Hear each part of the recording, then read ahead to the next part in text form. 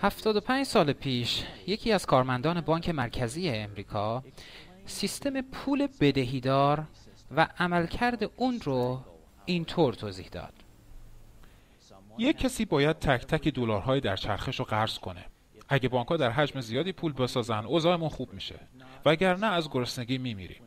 وقتی کسی کاملا متوجه عملکرد بانک‌ها بشه، این اوضاع اسفناک و مضحک براش باور نکردنی میشه.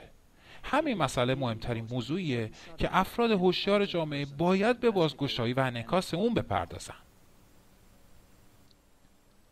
دولت نباید مقروض بشه. اصلا نیازی نداره که مقروض بشه. پول بدون بدهی رو خودش چاپ کنه.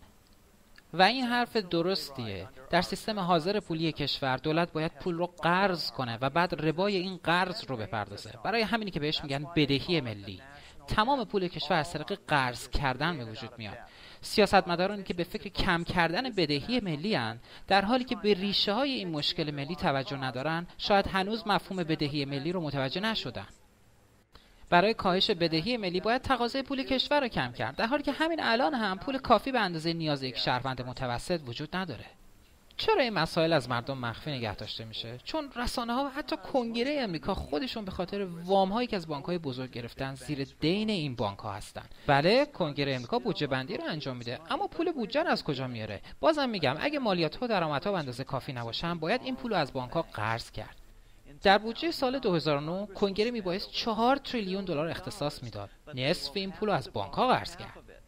بالاتر از همه این که بین سالهای 2008 و 2009 کنگره به داد بانک‌های بزرگ امریکایی رسید و بهشون 1 تریلیون دلار مساعده داد.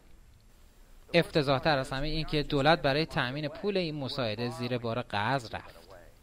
اگه ما یه فکری به حال این طرز تفکر که قرض مجدد میتونه ما رو از اوضاع نابسامان اقتصادی نجات بده نکنیم، ما با یه بحران بزرگ روبرو میشیم در آینده نزدیک. قرض کردن رو نمیشه تا ابد ادامه داد. دیر یا زوده که به ما برگردن بگن دیگه از پول خبری نیست. یکی از مسائلی که من احساس میکنم از نظر سیاسی باید بررسی بشه اینه که سیاسیون اشتباهات بزرگی رو دارن مرتکب میشن. منتها سوال در ذهن من اینه که آیا سیاستمداران واشنگتن، بزرگترین مقامات رسمی کشور، اینقدر نادونن که این سیاست‌های مخرب رو دنبال میکنن؟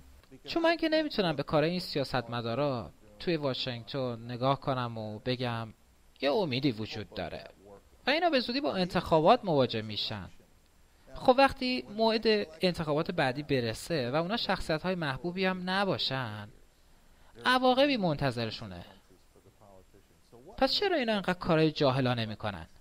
اون روز یه سناتور رو تو تلویزیون دیدم که میگفت مشکل جنرال موتورز اینه که کلی بدهی داره.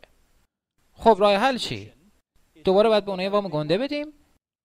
شما نمیتونی خودتو با قرض کردن از بدهی نجات بدی. جنرال موتورز نمیتونه، من و شما نمیتونیم، دولت هم نمیتونه، هیچ کس نمیتونه خودشو با قرض کردن از بدهی نجات بده. قرض کردن به اندازه کافی حل یک مشکل با ایجاد یک مشکل دیگه نیست و این کاریه که داریم الان انجام میدیم. پس اصلا فرقی نداره با چه مدل کمکی و اوباما هم باید راه حلی پیدا میکرد. میخواست راه حل ارائه بده اما باید پول همه اینا رو قرض میکرد.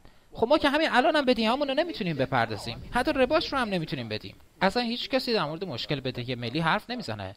خوبه دارید میبینید که ای وای بانک‌ها پول به اندازه کافی در نمیارن تا همونطور که دلشون میخواد جلوم بدن. تا سیاستمدارا متوجه نشن که ریشه های مشکل در کجاست، هرگز نمیتونیم این مشکل رو حل کنیم. اما خبر خوب اینه که راه حل چیز عجیب و غریبی نیست.